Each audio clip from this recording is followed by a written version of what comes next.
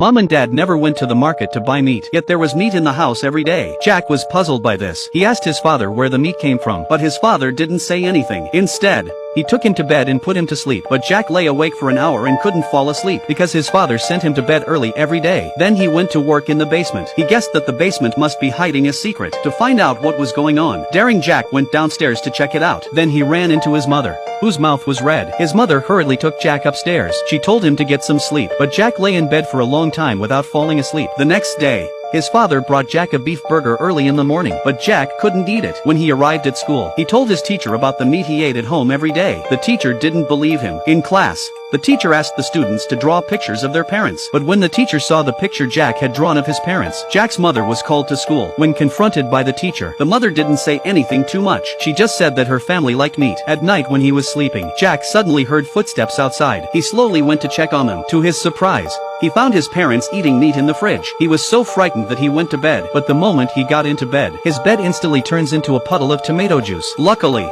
it was just a dream. The next day his mother brought out a steak for Jack to eat, but Jack couldn't eat it at all. So by now most of you have probably already seen this heartbreaking viral video. Oh, fix it for me. Oh, thank you, Jesus.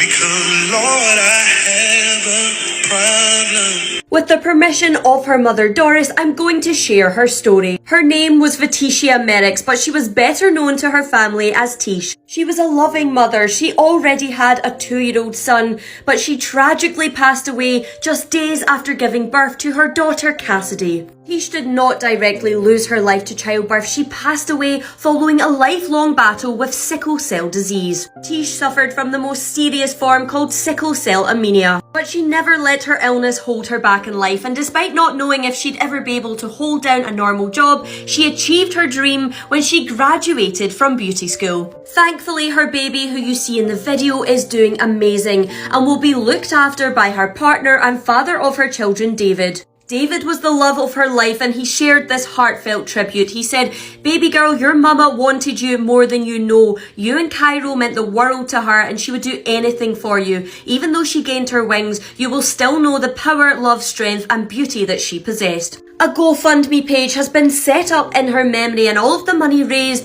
will be used to help her children, so please donate if you can, and I will leave it down in the comments. This girl had just come home from school. Suddenly she found her mother had been murdered, but she calmly put her bag down and did her homework because the murderer was still hiding at home. Look at the girl's face without a trace of emotion. The killer dripped 3 drops of blood on her homework to test her. After confirming that the girl was too young to understand life and death, the murderer left without a worry. However, after the killer left, the girl burst into tears of sadness because she had just pretended that nothing had happened. She was just hoping that the killer would not hurt her. 20 years had passed since then. To find her mother's murderer, the girl became a qualified police officer. One day the police received a report of a murder. She rushed to the scene of the crime, but when she arrived, she was shocked by what she saw because the way the victim had died, exactly the same way her mother had died, and her tongue had been cut out. In order to find the killer as soon as possible, the police investigated the victim's phone calls overnight. They found out that the victim had called someone before she died. They then rushed to the location of the number to catch the killer, but when they arrived at his home, they found a strange scene. From the refrigerator of the murderer's house, they found a lot of tongues. The girl thought this man was a psychopath. She thought he must be the man who killed her mother, but when she saw him,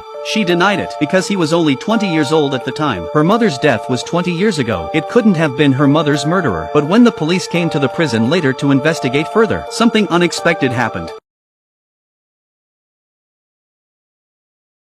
This is the longest true horrifying story episode. This episode is worth the time. The story took place in Nador, Morocco in the year 2015. The story was submitted by Ilyas. Back in 2015, Ilyas was an 18-year-old Moroccan Muslim that lived in Norway. One night, Ilyas was back in Morocco visiting family, and he stayed up late watching a movie at home till 3 in the morning. The living room was very warm, so he got up to open the window for fresh air. As he was at the window, being at the 4th floor in that building, he looks down, and the street was dark and empty, but there was one man wearing black from head to toe with a hood covering his face. He wasn't sure why that man was outside at that time. He looked away, but then peeked one last time out of curiosity. When he looked at him again, the man had his hands on a building's wall.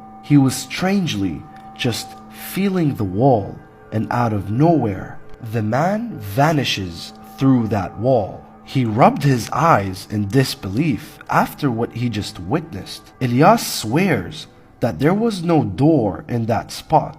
It was just physically impossible. He forgets about this after a while and then flies back to Norway. 6 months later, in Norway, Ilyas experiences his first ever sleep paralysis, which in Islam is known as Jathum. He vividly remembers having a conversation with a dark figure, and his mom also witnessed him speak in his sleep. He woke up after the paralysis with swollen feet and rashes all over his body. They rushed to the ER, and none of the doctors could diagnose what caused his body to react that way. He was finally discharged after treatment, but after that day, Ilyas was never the same person. He always acted differently. He was antisocial. He was distant from people. And his mom always told him that he needed ruqya.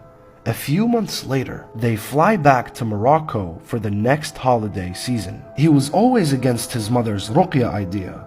However, he decided to fight his thoughts and do it. He had a cousin that was also suffering, and she visited Arraqi in Morocco quite regularly. So they went together with both of their moms. When they reached, they sat down and waited for their session. Ilyas could hear the Raqi in the other room, and he felt extremely uneasy and started to sweat. The Quran recitation, the ruqya, the sounds, made him not even want to look at that direction. He was angry. He went outside for a moment to gain back his senses until their turn finally reached. The Raqi called them in and started. Ilyas's cousin immediately started reacting horribly when the Quran started. She was screaming so loud. Ilyas started losing senses throughout his entire body. He was sweating, he was unable to move, and he was shouting from fear. He does pray, and he does read Quran, but he was so confused as to why he was screaming. He felt like he was being tortured. The slightest pinch from the Raqi felt like it was a knife stab. It was very powerful, and this is where he felt a jinn's presence inside of him. The following night was the most horrific night for Ilyas. For a whole week, the man was not able to sleep alone, and he would get mentally abused by these demons haunting him. Weeks go by. Ilyas started getting demonic thoughts of harming his own family. He hated everyone. When he would look at his own sister, her face would seem distorted to him. He knows these beings are playing with his head.